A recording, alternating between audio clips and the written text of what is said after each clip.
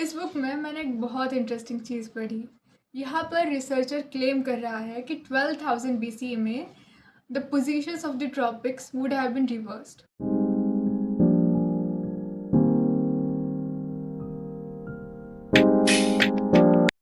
मतलब अर्थ जो फ्लिप तो नहीं हो सकती, लेकिन द पोजीशन ऑफ ट्रॉपिक्स मतलब कि जो नॉर्दर्न समर्स है, अब वो मई जून इस टाइम पे नहीं बल्कि दिसंबर जनवरी उस टाइम पे होंगे। और ये बहुत ही माइंड बॉगलिंग थिंग मेरे लिए है। Like how can this happen? तो ये होता है प्रिसेशन की वजह से, the wobbling of the earth phenomena, जो कि एवरी 26,000 ईयर्स में एक बार होता है। वो वॉबल का साइकिल कंप्लीट होता है। And this was really fun thing to investigate. So मैंने बहुत बार पढ़ा, चीज़ें समझी, topics related to it, and still I wasn't getting it. So I had one question कि इंडिया कितना लिवेबल होगा 12,000 BC में। मैंने एक दो पॉडकास्ट देखे जहाँ पर रिसर्चर्स ने क्लेम किया कि India has ever been livable because of its position. वो इक्वेटर के और ट्रॉपिक्स के बहुत करीब है। दैट्स वाई इंडिया में आइस एज तो आई नहीं होगी।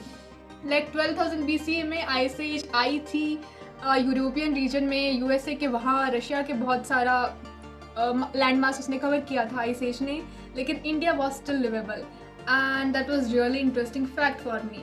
अब मैंने सोचा कि अगर आइस एज आई ही है इतने पास इंडिया के, दैट मीन्स दैट इंडिया में ठंड तो ज़्यादा होगी ही as compared to other times.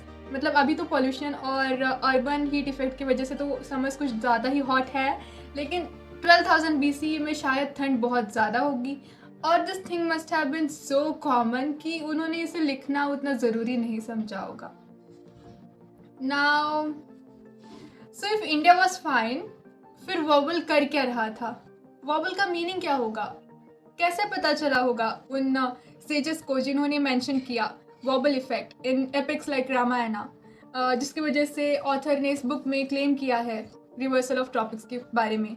So I had one big question कि स्काई पैटर्न्स जो हम नहीं देख सकते, मतलब हमें उनके बारे में नॉलेज नहीं है, that's why we are not able to recognise them generally. Like मैं और मेरे जैसे और स्टूडेंट्स जिन्हें स्काई के पैटर्न्स के बारे में नॉलेज नहीं है, तो बट स्टिल बैक देन तब के सेजेस ने इसे एपिक्स में पोएटिक फॉर्म में मेटाफोरिकली इतने अच्छे से बस लिख दिया।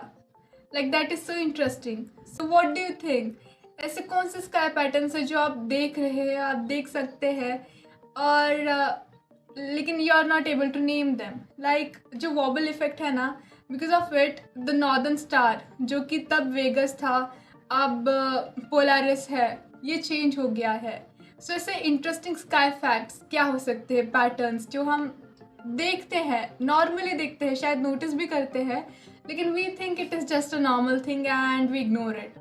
So what do you think? Please share your thoughts in comments section and tell me more interesting thing that you notice and we just ignore them thinking that it's just a normal thing. See you later.